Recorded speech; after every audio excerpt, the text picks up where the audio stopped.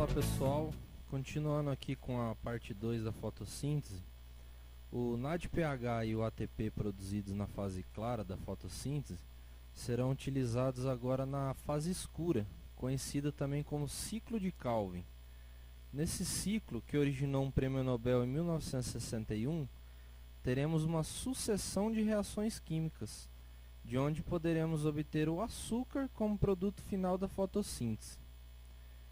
É importante pensar que agora na fase escura, a localização do processo fotossintético ocorrerá no estroma do cloroplasto e não mais nos tilacoides, onde foi a fase clara. Iniciamos o ciclo com 3 moléculas de ribulose 1,5-bifosfato, conhecida também como RuBP. Cada molécula de RuBP possui 5 carbonos e receberá mais um carbono vindo do CO2 proveniente do ambiente. Esta reação da união do carbono do gás carbônico com a RuBP é catalisada por uma enzima que representa mais de 50% das proteínas do cloroplasto, a rubisco. Observe aqui mais uma grande importância da fotossíntese, o sequestro desse gás carbônico da atmosfera. Continuando, essas 3 ribuloses se tornaram agora 3 moléculas instáveis com 6 carbonos. Devido a essa instabilidade, logo elas se transformam em 6 moléculas de 3 carbonos, a 3-fosfoglicerato, conhecida como PGA. Lembra das 2 moléculas formadas lá na fase clara da fotossíntese, o NADPH e o ATP? Pois é, agora com o auxílio do ATP e depois do NADPH, essa molécula de PGA sofre redução, sendo transformada em uma nova molécula, a 1,3-difosfoglicerato, mais conhecida como PGAL. Das 6 moléculas de PGAL, uma é retirada do ciclo, que depois pode ser convertida a glicose ou a outro tipo de açúcar. As 5 moléculas de PGAL que continuam no ciclo, com a ajuda de mais moléculas de ATP, serão agora regeneradas nas 3 moléculas iniciais de ribulose, que iniciamos a explicar este ciclo, dando início novamente ao ciclo e às reações químicas. Está complicado para você? Vamos novamente. A molécula RuBP, através da enzima rubisco, sofre fixação de mais um carbono vindo do CO2, originando uma nova molécula de 6 carbonos, que se separa logo em seguida em moléculas de 3 carbonos, a PGA. Essa, por sua vez, sobre a ação do ATP e o NADPH vindos da fase clara, é reduzida e se transforma no produto final do ciclo, a PGAL.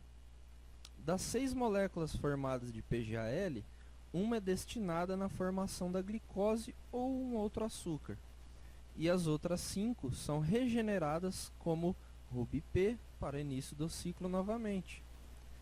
Veja que o ciclo teve 3 etapas cruciais: a fixação do gás carbônico, a redução da PGA em PGAL e por fim a regeneração da PGAL em RuBP para início do ciclo novamente.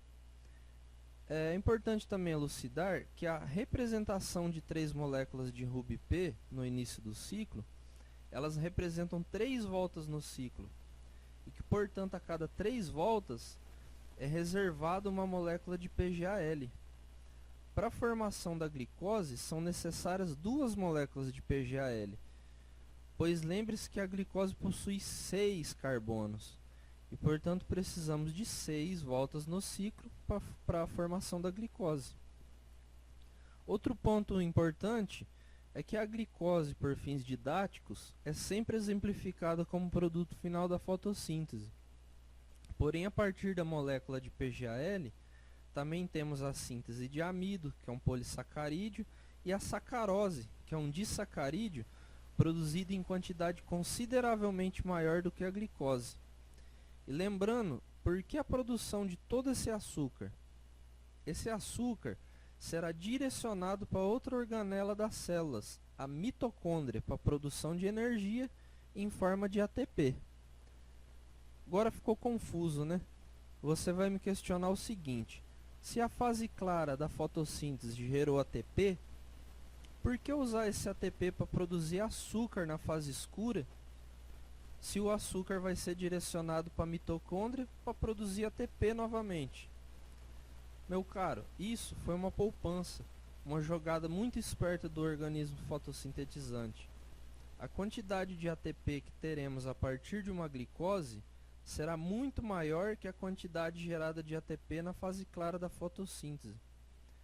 Só relembrando que nos seres vivos que não produzem seu próprio alimento, a glicose ela é obtida por meio da alimentação.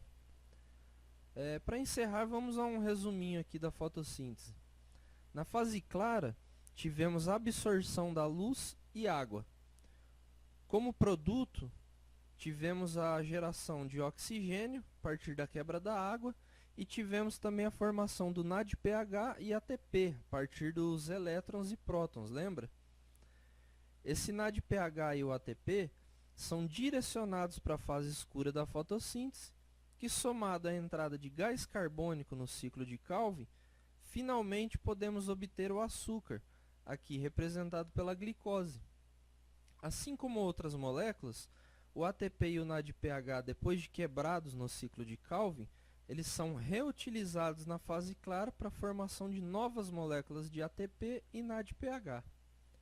Isso aí, pessoal, é um assunto complexo, daria para falar muito mais, mas eu espero ter contribuído um pouco no estudo de vocês. Abraço.